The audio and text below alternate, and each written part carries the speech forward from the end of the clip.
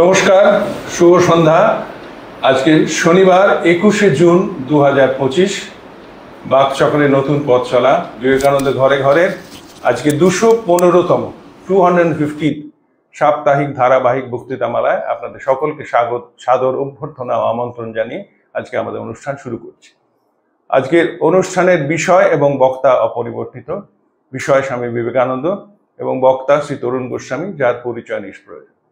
আজকে আমাদের তিনজনের হেলথ আপডেট আর আমি দিচ্ছি না, কারণ একটা সুখবর হচ্ছে পবিত্র তার ছোটখাটো অ্যাক্সিডেন্টকে পার করে মনের জোরে আবার আমরা স্বস্থানে ফিরে এসে আমরা যে জায়গা থেকে এতদিন ধরে শুটিং করি সেই পুরনো জায়গায় আমরা শুটিং করছি। আমিও সেই আমার স্বস্থানেই বলছি, এবং তরুণবাবু আজকে প্রায় 3 মাস বাদে ওই আমাদের সেই পুরনো শিডিউল জায়গায় এসে উনি ওনার বক্তব্য রাখবেন। সুতরাং আজকে সেই হিসেবে বাকচক্রের এই ধারাবাহিকতা অক্ষুণ্ণ রাখার প্রচেষ্টার একটা ছোটখাটো প্রদর্শন।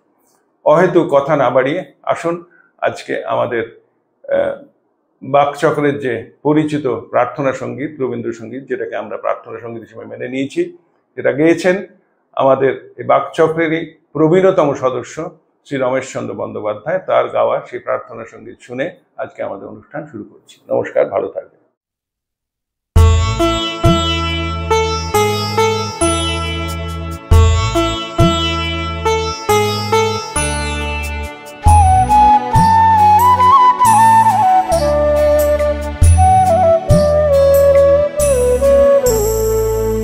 তোমারে করিয়াছি জীবনের রূপতারা, এ সমুদ্রে আরো কবু হব না গো পথহারা। তোমারে করিয়াছি জীবনের রূপতারা।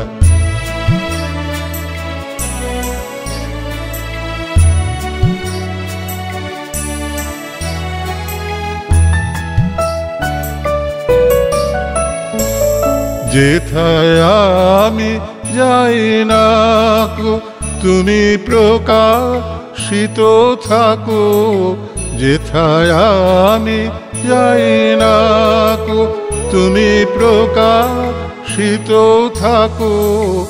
অকুল নয়ন জলে ঢালো গো কিরণ ধারা। তোমারে করিয়াছি জীবনের রূপতারা।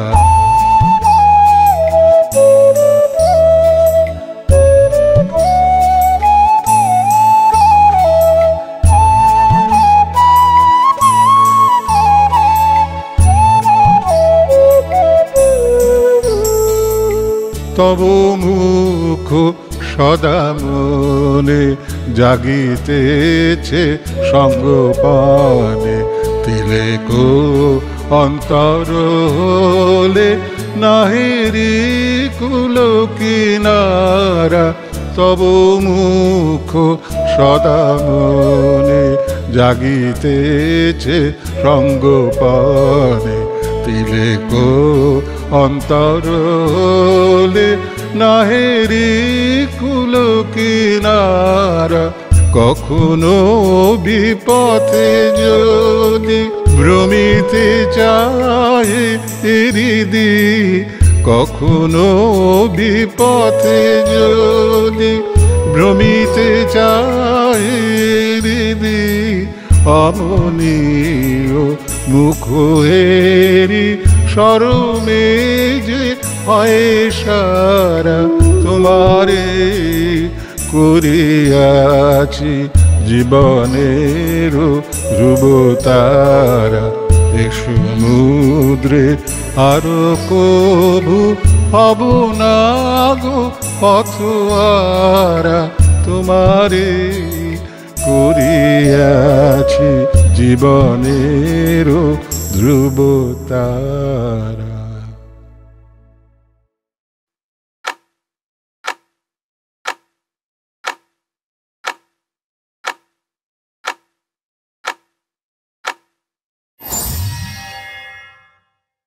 নমস্কার।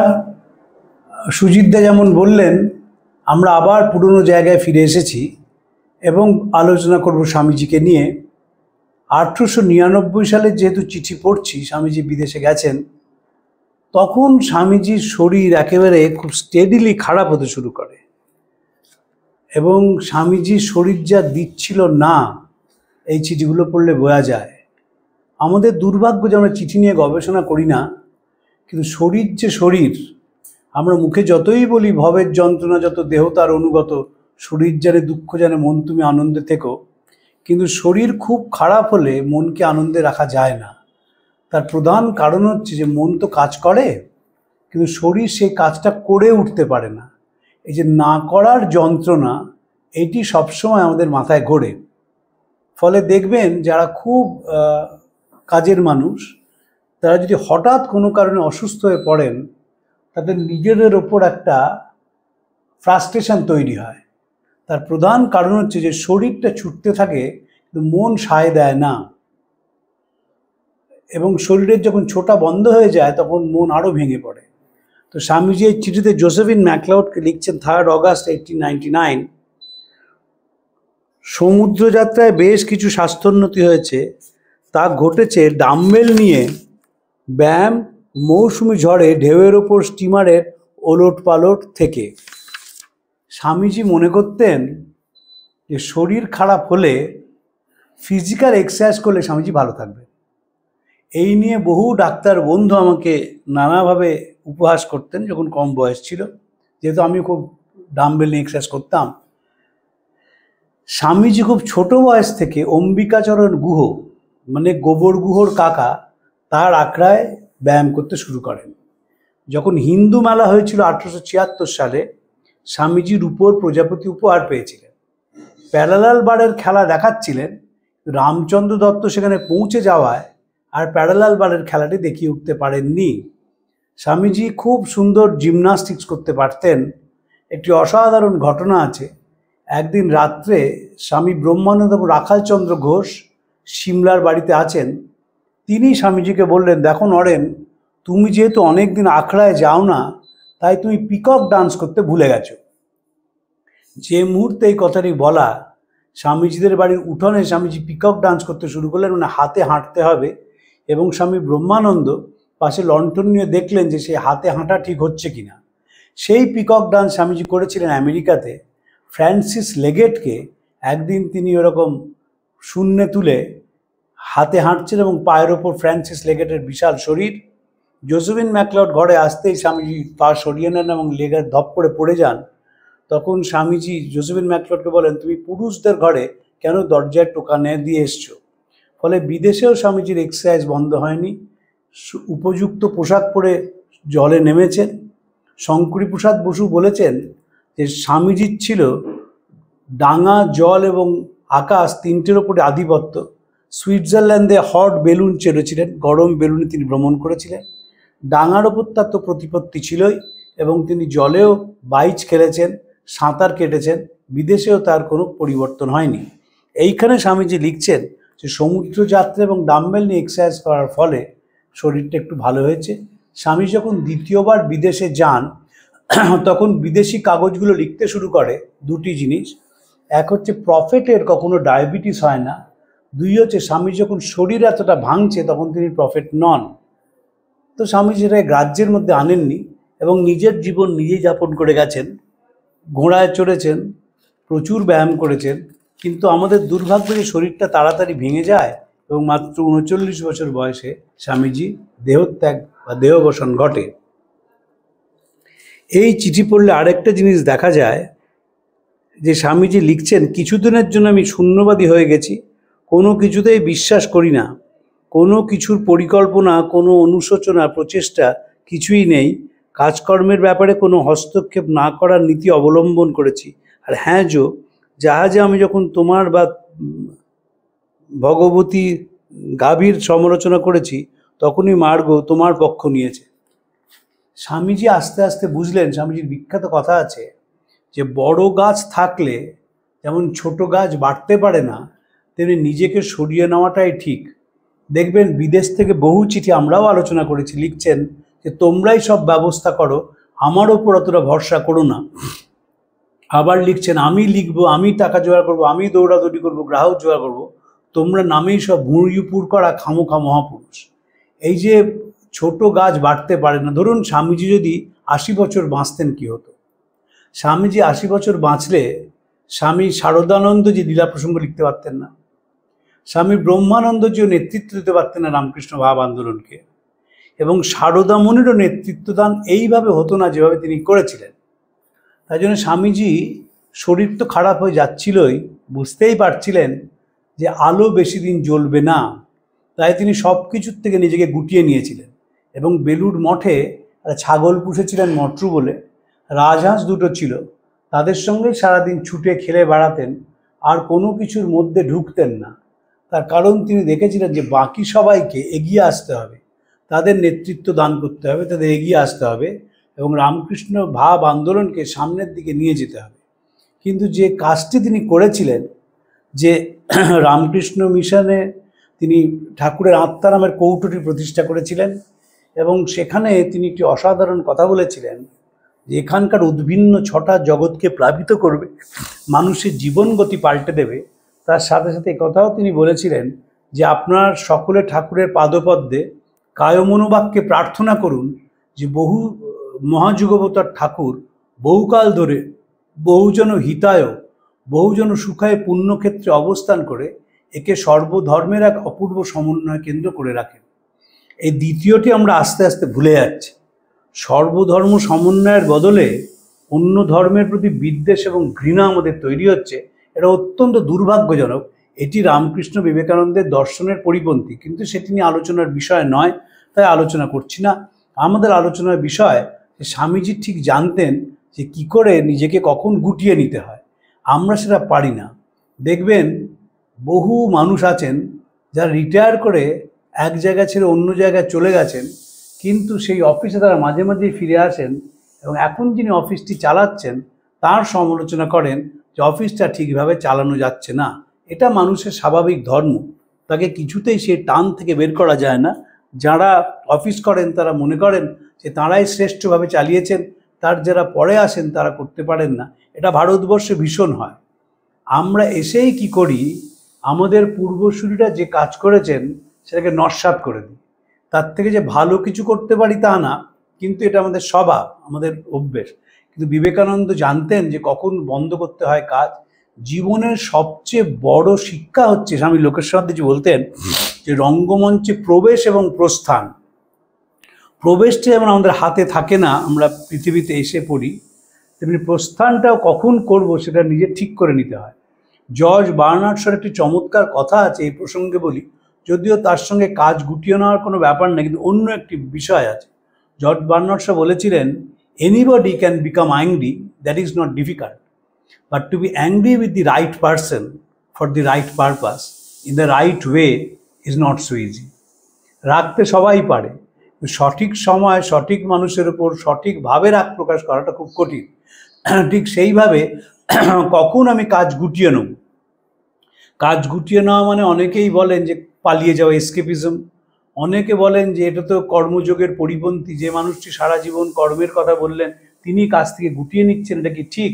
এটা অবশ্যই ঠিক, কারণ কতখানি কাজ করব সেটা বুঝে নিতে হয়। স্বামীজি প্রায় বলতেন, মাই প্লে ইজ ডান, আমি যা দেওয়ার সেটা দিয়ে গেছি।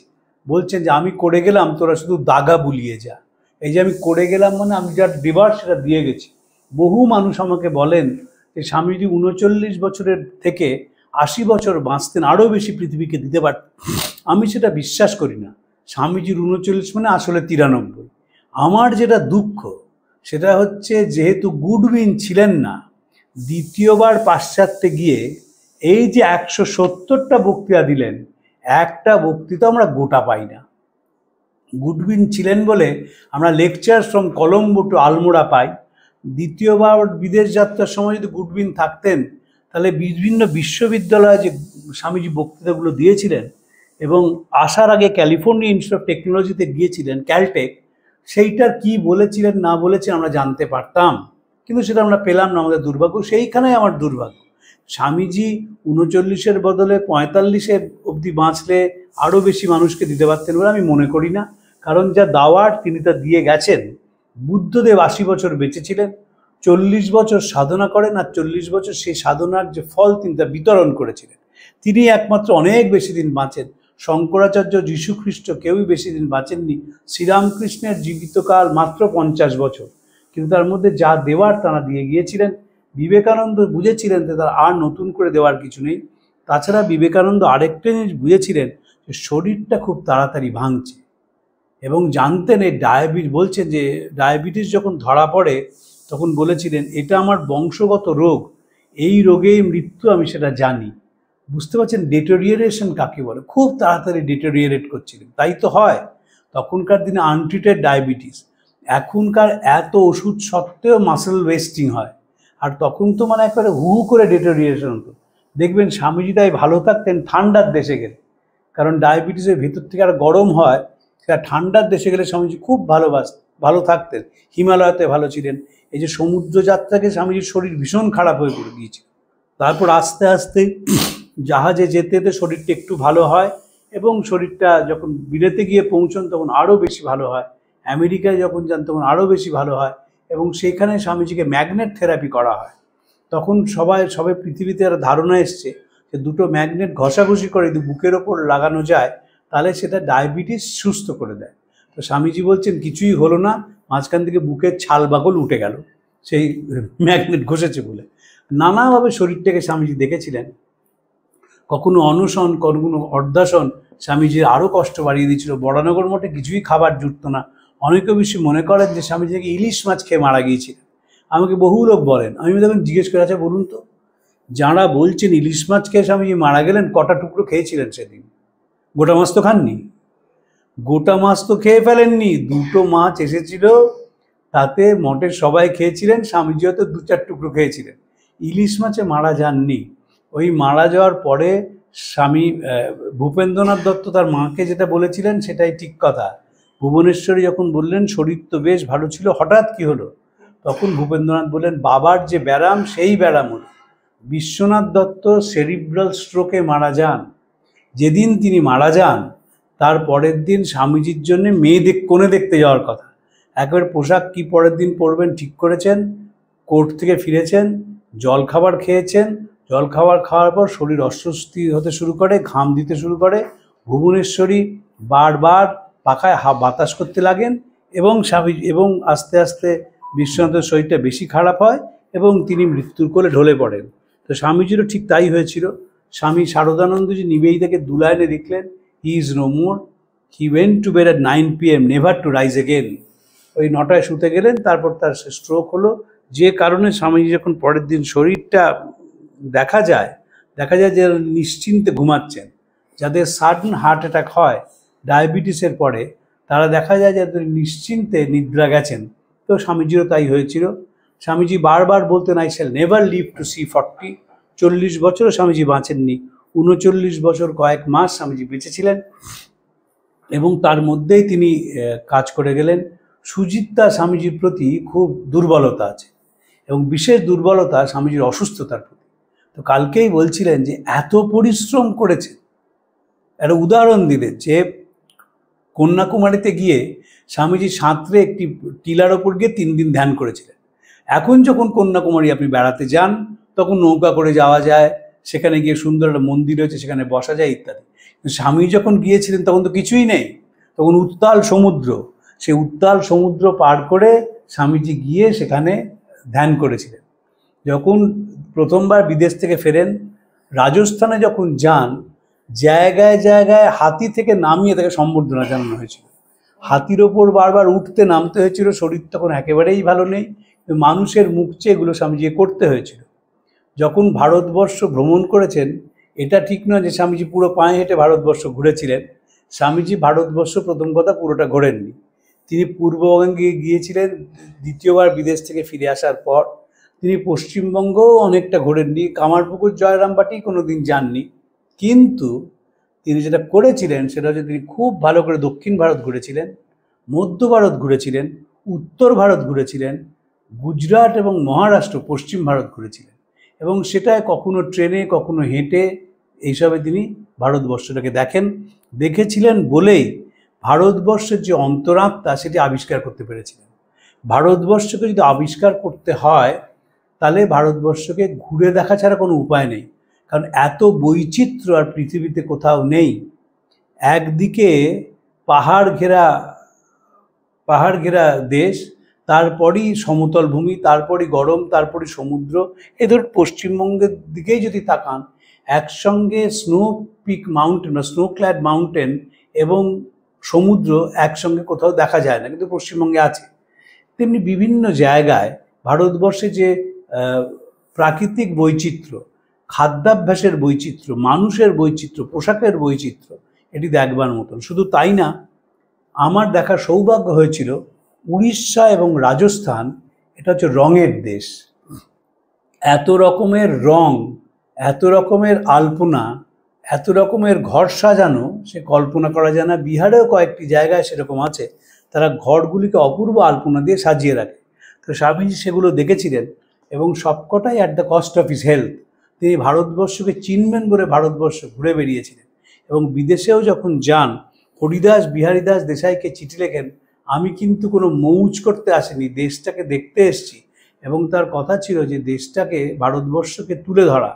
একটি উদ্বোধনের যখন লিখছেন, তখন চিঠি লিখছেন ত্রিগুণাতীতানন্দকে, তোমার কাগজের জন্যে আমি ছুটতে ছুটতে, হাঁপাতে হাঁপাতে, হাঁটতে হাঁটতে লিখছি। এই যে ছুটতে ছুটতে, হাঁপাতে হাঁপাতে, এগুলো কিন্তু বাস্তবিক ছিল। আর সবসময় মনে রাখতে হবে, একটা 30, 32, 34 বছরের ছেলে যখন তিনি শিকাগোয় বক্তৃতা দেন, তখন তার বয়স 30 বছর, এবং নিজেই লিখছেন যে বক্তৃতার শেষে ধপ করে চেয়ারে বসে পড়ল। এই ধপ করে বসাটা খুব সিগনিফিক্যান্ট, মানে তখন এত আবেগ এবং এত আবেশ, তারপর তিনি ধপ করে চেয়ারে বসে পড়েছেন এবং সেই বসে পড়ে তিনি বুঝতে পারছেন যে তিনি একটা ব্যতিক্রমী কিছু বলেছেন। তার যে এক্সাইটমেন্ট, সেইটাকে তিনি ধরে রাখতে পারছিলেন, এবং সেটা স্বাভাবিক, সেটা কোনো অস্বাভাবিক কিছু নয়। একটা 30 বছরের ছেলে, তিনি বিদেশে প্রথম গেছেন, সেখানে বক্তৃতা করেছেন, মানুষকে আকর্ষণ করেছেন, তার এটাই স্বাভাবিক। কিন্তু সেই ছেলেটি রামকৃষ্ণ মিশন তৈরির পর আস্তে আস্তে বুঝলেন যে আমার এবার চলে যাওয়ার সময় হয়েছে। জোসেফিন ম্যাকলাউডকে একটা চিঠি লিখেছিলেন, অসাধারণ চিঠি। সেখানে তিনি বলছেন, যাই প্রভু যাই, তোমার স্নেহময় বক্ষে ধারণ করে আমার যে অস্পষ্ট, অজ্ঞাত, অদ্ভুত, অশব্দ রাজ্যে নিয়ে যাচ্ছ, সেখানে অভিনেতার রূপ পরিত্যাগ করে দ্রষ্টা বা সাক্ষীর মতো ডুবে যেতে আমার বিন্দুমাত্র দ্বিধা নেই। আবার সেই চিঠিতে লিখছেন যে তিনি আমায় বলছেন, মৃতের সৎকার মৃতেরা করুক গে, সংসারের ভালো মন্দ সংসারেরা বুঝুক গে, তুইও সব ছেড়ে আমার পিছু পিছু চলে আয়, যাই প্রভু যাই। তখন একেবারে আস্তে আস্তে গুটিয়ে নিয়েছেন, এবং এটাই জীবনের সবচেয়ে বড় শিক্ষা। আমি কতটা যাব, কতটা কি করব, কতটা কোথা থেকে ফিরে আসব। ব্রহ্মবান্ধব উপাধ্যায়, তিনি স্বামীজির খুব বন্ধু ছিলেন। তিনি একবার বললেন হেদোয় যে, নরেন ভাই, চলো আমরা দুজনে আবার বেদান্ত চর্চা এবং বেদান্ত প্রচার শুরু করি। স্বামীজি তখন তাকে বলেছিলেন, দেখো, একটা মঠ তৈরি করা গেছে এবং তার একটা আমি রূপ দিয়ে চলে যেতে চাই। মঠটাকে তিনি দান করিয়ে দিতে চেয়েছিলেন। তিনি যখন বেঁচে ছিলেন, তখন বেলুড় মঠ ছাড়াও আর 2টি প্রতিষ্ঠান তৈরি হয়, একটা মায়াবতীতে অদ্বৈত আশ্রম, আর স্বামী শুভানন্দজি বেনারসে সেবাশ্রম তৈরি করেন। শুধু স্বামীজি এইটুকুনি দেখে পেরেছিলেন। স্বামী কল্যাণানন্দ এবং নিশ্চয়ানন্দ তারা কঙ্খলে সেবাশ্রম যে করেন, তার সম্পূর্ণ রূপ স্বামীজি দেখে যাননি, কিন্তু direction was in the right direction, সেটা বুঝে গিয়েছিলেন। এত কিছুর মধ্যেও বিবেকানন্দের পরিবারের একটা বৈশিষ্ট্য ছিল। দেখুন, আমরা তো সে পরিবারের বাইরে কেউ যেতে পারি না। সে বৈশিষ্ট্যটা হচ্ছে, কোনো জিনিসের প্রতি কোনো আকর্ষণ স্বামীজির ছিল না। বিশ্বনাথ দত্তেরও সেটা ছিল না, তার 3 ছেলের মধ্যেও সেটা আসেনি। তারা সবেতেই আছেন, অন্তত কিছুতেই নেই। জলধর সেন স্বামীজিকে দেখেছিলেন হিমালয় এবং খুব অনুরোধ করেছিলেন 2 দিন সেখানে থেকে যাওয়ার জন্য। স্বামীজি থাকেননি, চলে গিয়েছিলেন, কারণ ওটা স্বামীজির একটা অদ্ভুত চরিত্রের গুণ ছিল, যে খুব প্রশংসা যখন করছেন, স্বামীজি সেখান থেকে চলে যেতেন, সে প্রশংসা শোনার জন্য বসে থাকতেন না। এটা একটা সাংঘাতিক বড় গুণ, কারণ যখন মানুষ কাউকার প্রশংসা করে, সে সেখানে বসে যায় প্রশংসা শোনবার জন্য। আমরা আমাদের জীবনে সেটা আকচার দেখে থাকি। তো বিবেকানন্দের ব্যতিক্রম হচ্ছে, একেবারে বেদান্তকে অনুসরণ করেছিলেন, যে কোনো কিছুই গায়ে মাখতেন না। প্রতিষ্ঠা সুকরি বৃষ্ঠা তয়ং ত্যক্তা সুখী ভব। বৈষ্ণবরা বলেন যে যে প্রতিষ্ঠাটা হচ্ছে সুকরি বিষ্ঠার মতন, সেটাই কখনো গায়ে মাখতে নেই। স্বামীজির জীবন আমরা তাই দেখি। সেই মানুষটি আস্তে আস্তে রঙ্গমঞ্চ ছেড়ে চলে যাচ্ছে। 1899 সাল, ভারতবর্ষে ফিরবেন 1900 সালে, 1901 সালে মাকে নিয়ে পূর্ববঙ্গে যাবেন, 1902 সালে খেলা শেষ। এই যে প্রস্থানটা বিবেকানন্দের, এটি কিন্তু দেখবার মতন। খুব স্টেপ বাই স্টেপ স্লোলি করছেন। তার আগে তিনি বেলুড় মঠটা তৈরি করে দিয়েছেন এবং বেলুড় মঠের নিয়মাবলী তৈরি করেছেন। বহু লোকে বলেন যে এতদিন ধরে সঙ্ঘ একভাবে চললো কি করে? সঙ্ঘের ভেতরে যে ফ্রিকশন হয়নি তা নয়, সঙ্ঘ ছেড়ে যে অনেকজন চলে যাননি তাও নয়, কিন্তু সঙ্ঘের কাঠামোটি এমন, সেই কাঠামো এতদিন ধরে 100 বছরের বেশি হয়ে গেছে, সঙ্ঘ ঠিক গড়গড় করে সামনের দিকে এগিয়ে চলছে এবং প্রত্যেক দিন সেটি আধুনিক হচ্ছে, মডার্ন হচ্ছে। স্বামীজি বলেছিলেন যে শ্রীরামকৃষ্ণ যে সঙ্ঘ রূপ তিনি রয়েছেন, যারা সে সঙ্ঘটিকে মানে তাকেই মানে, যারা মানে না তারা আমার গুরুকে মানে না। This mott represents the physical body of Sri Ramakrishna. He is always present at the mott. The instructions of the mott are the instructions of Sri Ramakrishna. One who worships it worships him as well. One who disregards it disregards our Guru. এবং স্বামীজি যখন পূর্ববঙ্গ থেকে ফেরেন, শরীর খুব খারাপ হয়ে যায়। স্বামী ব্রহ্মানন্দ শিষ্যকে বলেন যে স্বামীজি উচ্চভাবে রয়েছেন, তুই গিয়ে সেটাকে নামিয়ে আন না। সেখানে স্বামীজির কথা শিষ্যকে বলেছিলেন, বাবা তিনি যাকে কালী বলতেন এই শরীরের মধ্যে ঢুকে গেছে, আমাকে কাজ করিয়ে বেড়ায়, থির হয়ে বসে থাকতে দেয় না। এই থির হয়ে যে মানুষটা বসে থাকতে দিচ্ছে না, যিনি ছুটে বেড়াচ্ছেন, যিনি কাজ করছেন সবসময়, যিনি কর্মযোগের প্রতিভু, তিনি আস্তে আস্তে জোসেফিন ম্যাকলিওডকে বলছেন, আমি সব কিছু গুটিয়ে নিচ্ছি, আমি আর কোনো কিছুর মধ্যেই থাকছি না। এবং সে যে বেদান্তে সাক্ষী চৈতন্যের কথা বলা আছে যে সামনে এই বিশাল পৃথিবী, তাকে নানা রকম নাটক হয়ে চলেছে। যে মানুষ দূর থেকে সেটাকে দেখে সাক্ষী চৈতন্যের মতো, সে নাটক দেখে, নাটকের মধ্যে ইনভলভড হয় না। সেখানেও প্রশ্ন আসে যে সত্যি কি ইনভলভ না হয়ে থাকা যায়? তা লোকে কাঁদে কেন? লোকে সিনেমা দেখে কাঁদে কেন? লোকে থিয়েটার দেখে কাঁদে কেন? লোকে কেন থিয়েটারের ডায়ালগ পড়ে বলে, সিমিলার সিচুয়েশনে সে ডায়ালগগুলো কোট করে কেন করে?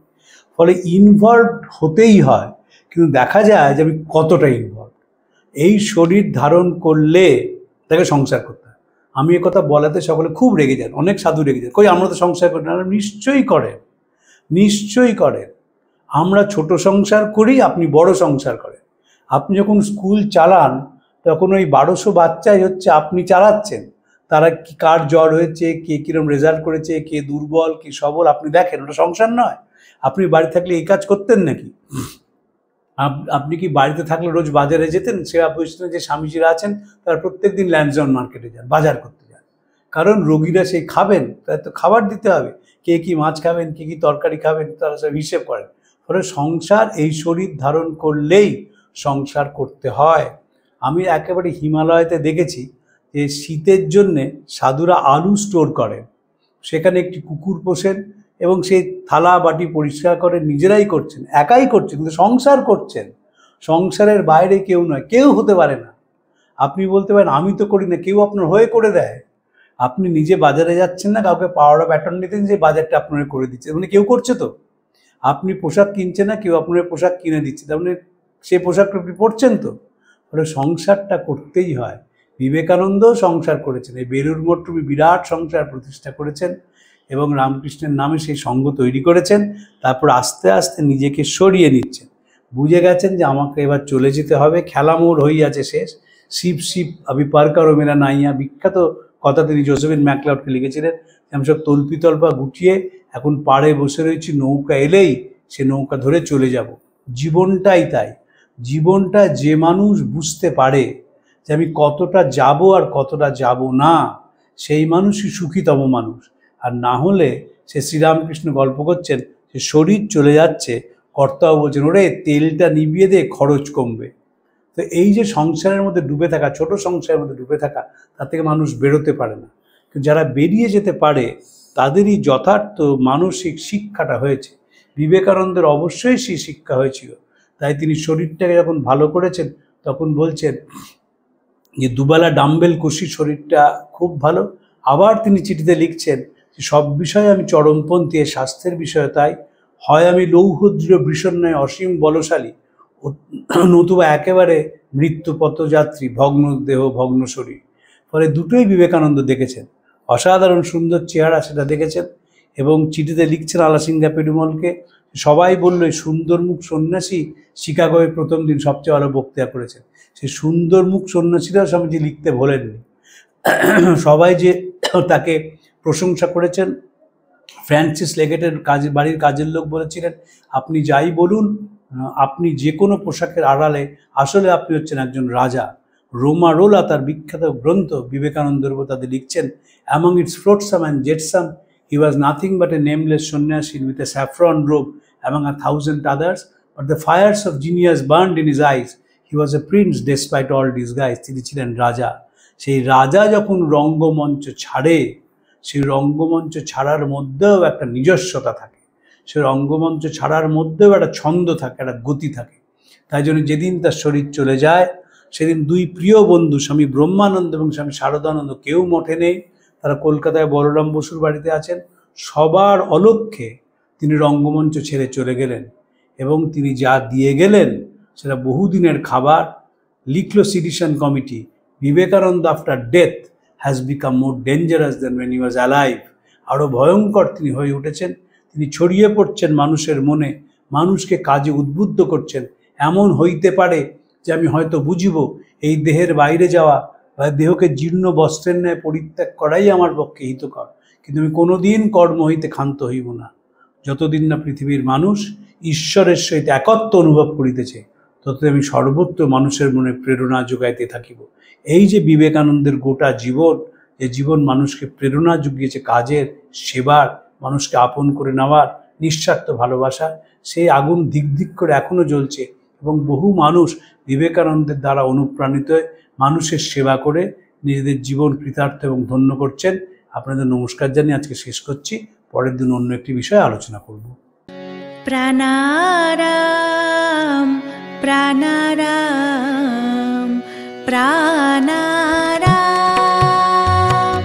প্রাণারাম প্রাণারাম প্রাণারাম।